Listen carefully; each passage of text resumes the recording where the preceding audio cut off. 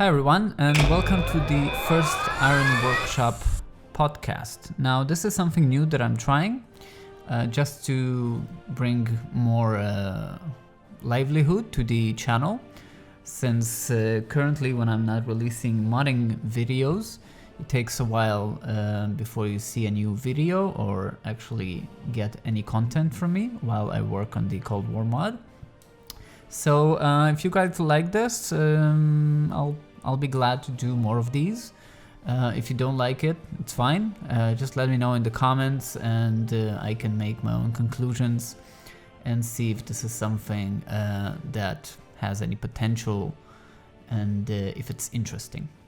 The biggest reason why I'm doing this podcast is because of ParadoxCon 2019. Obviously we had a lot of announcements, and there was a lot of information and changes to the company, which I assume we all love, and the company that we love their products.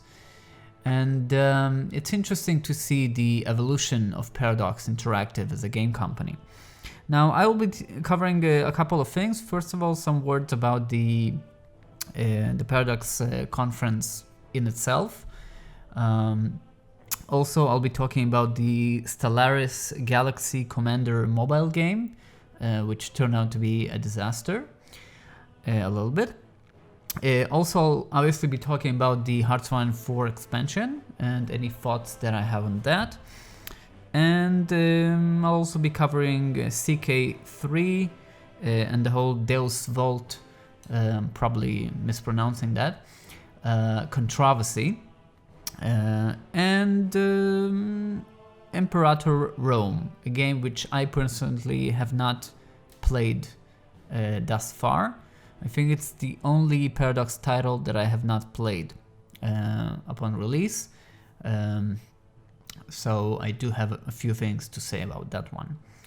Okay, so first of all, I have to say that the Paradox conference is quite an interesting thing to watch, since it really shows us how Paradox are changing as a game company. Now, it's no secret that the company is getting bigger and richer, right? They're getting more money from all the DLCs and all of those things. And I think it's clear that there is a struggle.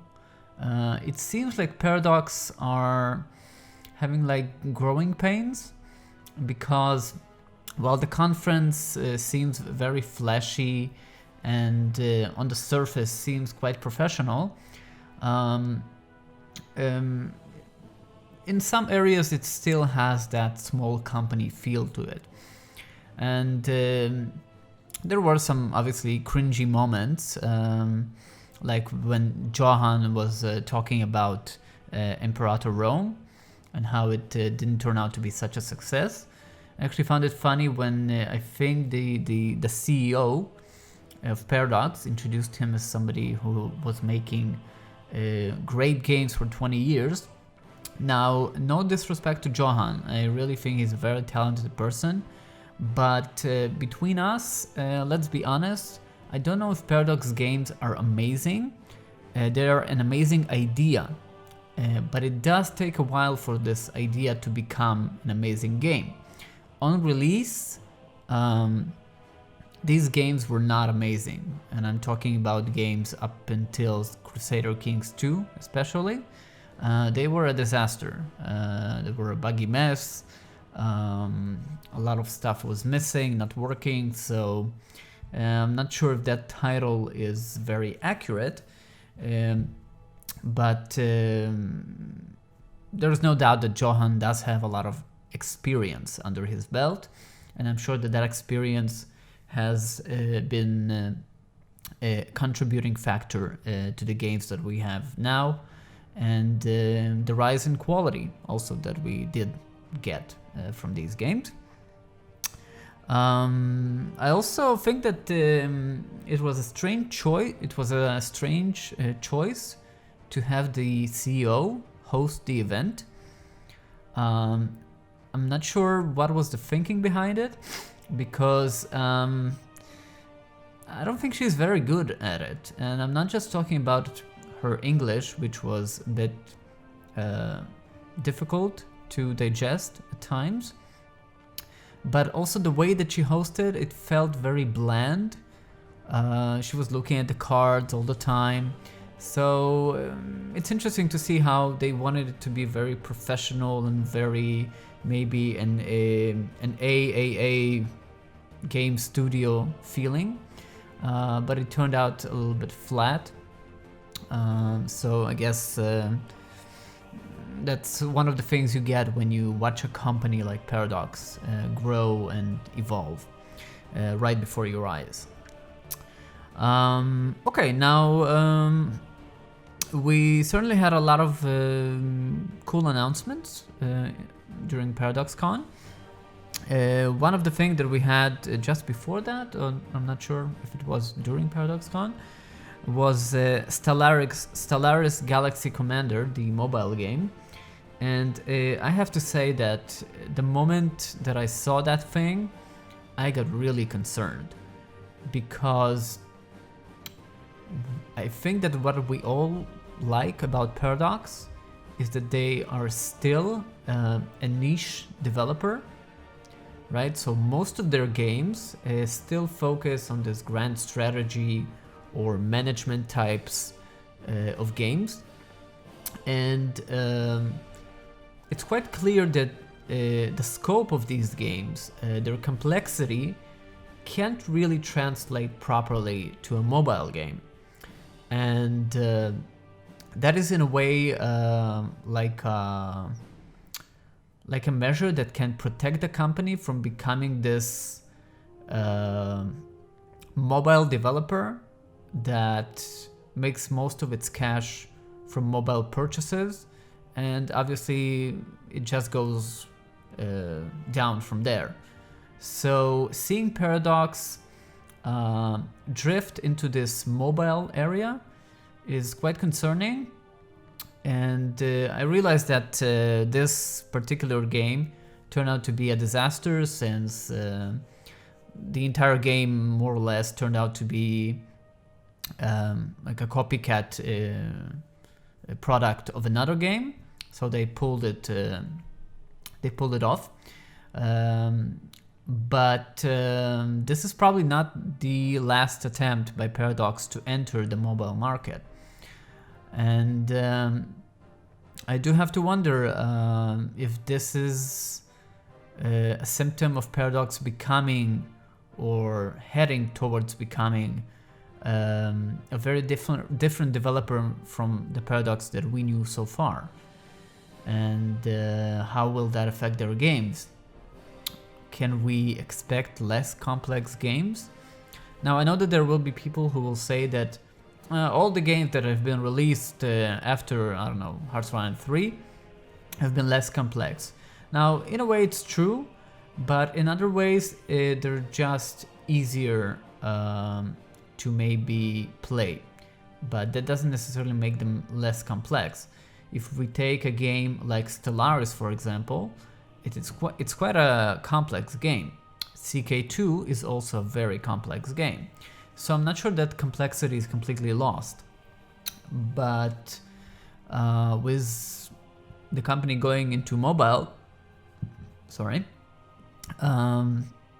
that complexity might be disappearing, and I'm very much hoping that I'm wrong and this is not a general direction that the company will be going in. Okay, so that's all I had to say regarding Stellaris Galaxy Commander. Now the next thing is the Hearthstone 4 expansion. I'll be honest, I'm not sure how I feel about that. I'm really happy, I guess, that Spain has the biggest focus tree in the game, but to me that actually spells trouble. And the reason is because Hearthstone 4 is a game about World War II. Now, Spain did not participate in the war at all. except for the Civil War. So why does a country that did not really have so much participation getting so much attention instead of, I don't know, other countries like the Soviet Union, which arguably had the biggest participation in the war? Is this just an attempt by Paradox to broaden the game and give us more options? Or maybe is it Paradox getting a little bit lost in the development and not being sure about where they want to take the game, in which direction? Hopefully it's the first one. But I really don't know how I feel about this expansion. Now, personally, I don't think that Resistance and Espionage was the top thing on my agenda of things that I was missing in the game and that I really desperately wanted to have in the game. So it's an interesting choice for an expansion to Hearthstone 4 at this point. And hopefully it will turn out good. Hopefully it will be at least as good as Mend the Guns. But time will show, and we can just wait and see what happens. As the development diaries roll out, we'll probably get more information. And hopefully we are getting a good product and not some kind of half-baked one, which unfortunately Paradox sometimes still release. Alright, the next one is the CK3 and Deus Vault. First of all, I have to say that I'm very excited about the announcement of CK3. I think CK2 is, along with Stellaris actually, these two games are very unique in the Paradox category, in the Paradox catalog. And the reason for that is because these two titles seem to have a very clear sense of direction and atmosphere and the way that they're built. And if we look at games like EU4, it kind of feels like Paradox are experimenting a lot, like they're not really sure what to do with the game. They're adding all of these things and sometimes it works, sometimes it doesn't. I don't know, the game doesn't feel whole like Stellaris and CK2, which has now been out of development, of active development. But overall, with all of its DLCs and expansions, it really is a great product. The same thing can be said about Stellaris. Now, obviously, Stellaris has its own issues with AI, things like that. But as a whole, I think it's a really good and fun game to play, both in single player and multiplayer. So these two games are probably like the crown jewels of Paradox. And you will notice that Europa Universalis 4 was quite absent from this ParadoxCon. And I don't think that's a coincidence, because, as I said, I'm getting the feeling that Paradox are a bit lost about where they want to take this game. Now, there is the whole Deus Vault controversy. So apparently there was a rumor, or I'm still not clear if it's a rumor or if it's true, that Paradox have removed Deus Vault since supposedly it is used as some kind of a chant from right-wing groups. Now, I'm stepping out of the Paradox world for a minute, and I have to say that I'm quite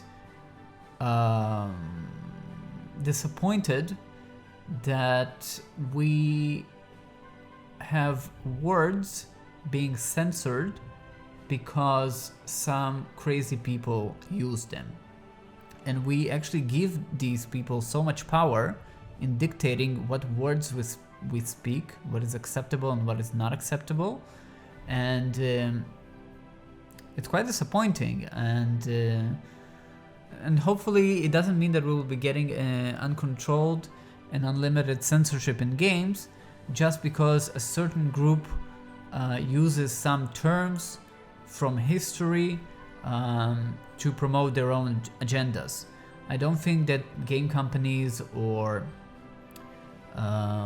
public bodies should give these people so much power in deciding about the use of words and what context they are automatically being given with no regard to the context in which they are said or are displayed.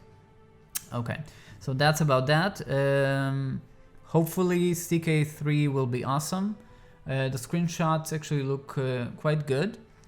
The interface is a bit weird. I mean, it seems like a very standard interface.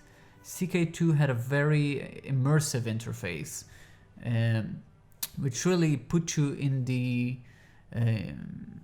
whole atmosphere of the leader that you were playing and his religion. And hopefully that will change. And these screenshots are just some early concept. And the last thing that I want to talk about is Imperator Rome. Now you will notice that the game has been completely absent from the Iron Workshop, and the reason for that is, as I said at the beginning, I did not play the game. I did not purchase it, and I was very concerned with it even when the development diaries were shown, since the scope of the game is so small. And as the development diaries continued, I did not see anything to be excited about. And quite honestly, I thought that Imperator Rome was going to be just a test game for Paradox. Now, this test game that I am referring to are these games by Paradox, which kind of feel like engine demos. These games that they only build to test certain aspects of a new engine or a new version of an engine. And the examples that come to mind are March of the Eagles and Sengoku. These two games have been released by Paradox, and unlike their other titles, they have been completely ignored. We have not heard anything about these games or any plans for the future for these games. And even support for them and updates for these games was dropped very early. So I was actually thinking that Imperator Rome was going to be another one of those test games, and then they're going to drop it. But now it actually seems better. It seems that Paradox are actually putting their mind to fixing the game and making it actually a good game, and hopefully it will be. It's just a shame that it came out like it did. And it's also a bit sad that it happened under the watch of somebody like Johan, who has a lot of experience and has been with Paradox for many years. But time will show. And yeah, those are all the topics. Now, I know that you guys are probably waiting for more updates on the Cold War mod, and I will have those ASAP. Thank you very much for listening. I hope this was something that was interesting to you. If it was, please let me know by liking or commenting or anything like that, so that I know that this is something that you might want me to do again sometime in the future. And even if not, let me know, since it's one of those things when you run a YouTube channel, you experiment and you try different things to see what works. So this is just one of those things. So again, thank you for listening, and I will see you on the next video on the Iron Workshop. Bye bye.